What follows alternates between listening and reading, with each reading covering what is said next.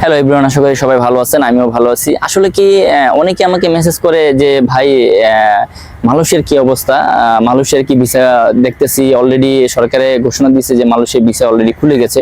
তো অনেকে আমাকে বলে, আসলে কি অনেকে আমাকে মেসেজ করে বলে যে ভাই মালয়েশিয়ার কোনো আপডেট দিচ্ছেন না কেন। আজকে আমি আপনাদের পুরোপুরি আপনাকে একটু বুঝিয়ে দিই যে মালয়েশিয়ার কি আসলে কি ভিসা এখনো কি খুলছে কি খুলে নেই। যাই হোক, অনেকে আমাকে মেসেজ করে বলছেন যে ভাই মালয়েশিয়া যদি ভিসা খুলে তোরা দেখতেছি যে ভিসা খুলে গেছে কিন্তু আপনি কোনো আপডেট দিচ্ছেন না। আসলে এটা কতটুকু সত্য এটা অনেকেই জানেন না। বর্তমানে আমি দেখতেছি বাংলাদেশ থেকে অসংখ্য এজেন্সিরা কি করতেছে, তারা অগ্রিম মালয়েশিয়ার জন্য মেডিকেল করতেছে। এখন যাত্রীরা তো আসলে কি মিডিয়াতে যেটা বলে বাস্তবে কিন্তু ওইটা হয়েছে কি হয় না এটা আগে যাচাই বাছাই করতে হবে। সেক্ষেত্রে দেখা যাচ্ছে অনেকে যাচাই বাছাই করেন না।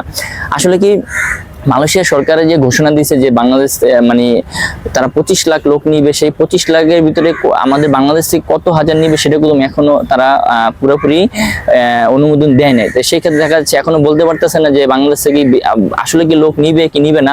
তারা 25 লাখ লোক নিবে, সেই ক্ষেত্রে দেখা যাচ্ছে বাংলাদেশের পাশাপাশি আর অন্যান্য দেশের লোকও আছে। সেই ক্ষেত্রে দেখা যাচ্ছে বাংলাদেশ থেকে কি আসলে কত পার্সেন্ট তারা নিবে সেটা এখনো বলে নাই। কিন্তু অনেক ভাইয়ের আমাকে মেসেজ করে বলতেছে ভাই এখানে আমি এজেন্সির কাছে আমি মালয়েশিয়ার জন্য জমা দিয়েছে, আমাকে কিন্তু মেডিকেল করছে।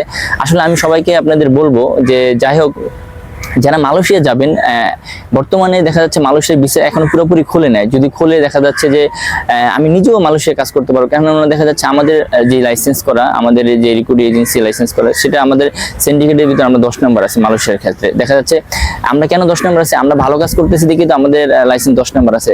এখন আমরা দেখেন আমরা চাইলে কিন্তু দেখা যায় শত শত পাসপোর্ট আমরা নিতে পারি, কিন্তু আমরা আমাদের কাছে যারা ফোন দেয় আমরা বলে দিই দেখেন এখনো পুরোপুরি মালয়েশিয়ার মানে মানে কলিং ভিসা যে লোক নিবে তারা এখনো পুরোপুরি বাংলাদেশ থেকে পারমিশন ওই দেশের সরকার এখন দেয় নেই।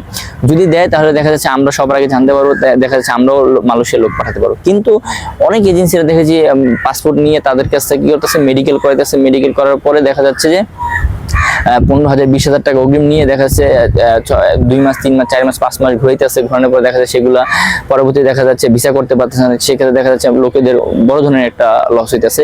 আমি সবাইকে সাজেশন করবো আপনারা আপাতত কোনো এজেন্সির মাধ্যমে মালয়েশিয়ার ক্ষেত্রে কোনো পাসপোর্ট জমা দিবেন না। কেন দেখা যাচ্ছে মালয়েশিয়া এখনো পুরোপুরি ওরকম ভাবে এখনো চালু হয় না। যদি চালু হয় অবশ্যই আমি আপনাদের জানাবো। অনেকে আমাকে ফোন দিয়ে বলে যে ভাই মালয়েশিয়া তো অলরেডি খুলে গেছে।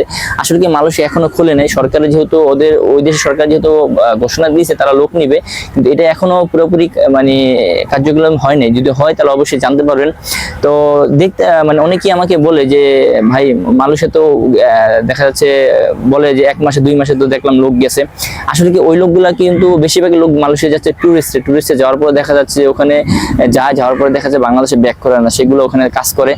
আর বর্তমানে দেখা যাচ্ছে মাঝে কিছু লোক বর্তমানে এখন দেখা যাচ্ছে 2023 2024 যারা মালয়েশিয়া যাওয়ার জন্য কাগজপত্র জমা দিয়েছিল, যাদের ভিসা মনে করেন আপনি বের হয়েছিল কিন্তু তারা যেতে পারে নাই, সেইগুলা কি করতেছে বর্তমানে বাংলাদেশে সরকারের কাছে এটা মানে হ্যান্ড ওভার করে দিছে।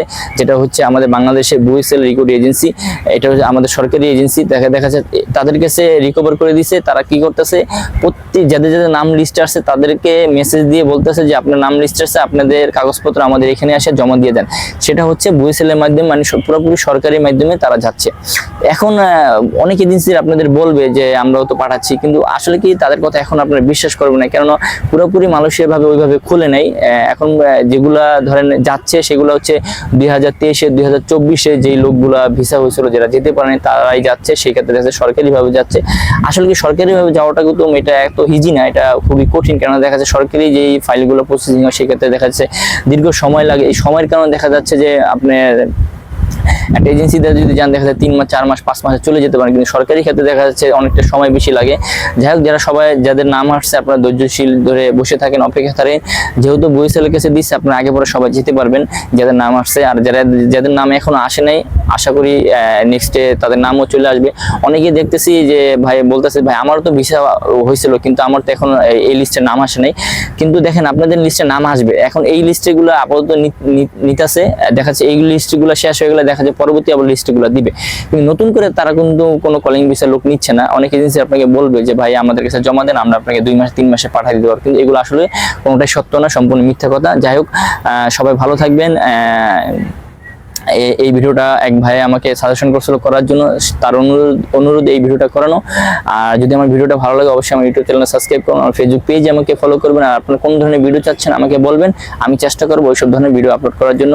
আর আমিও চিন্তা ভাবনা করছি, দেখি 2-3 মাস পর আমিও মালয়েশিয়া যাওয়ার চিন্তা ভাবনা করতেছি, ট্যুরে দিব। যদি আমি ভিসা পাই অবশ্যই আপনাদের জানাবো। আর দেখা যাচ্ছে আমি তো ওখানে ঘুরতে যাব, যেহেতু ইউটিউবে ব্লগিং করি, ফেসবুকে পেজে ব্লগিং করি, সেক্ষেত্রে দেখা যাচ্ছে আমি ঘোরার উদ্দেশ্যে যাব। দেখা যাচ্ছে যদি ঘোরার উদ্দেশ্যে যদি আমি ভালো কোনো কিছু আনতে পারি আপনাদের মাঝে আমি শেয়ার করবো। তা সবাই ভালো থাকবেন, আজকে পর্যন্তই।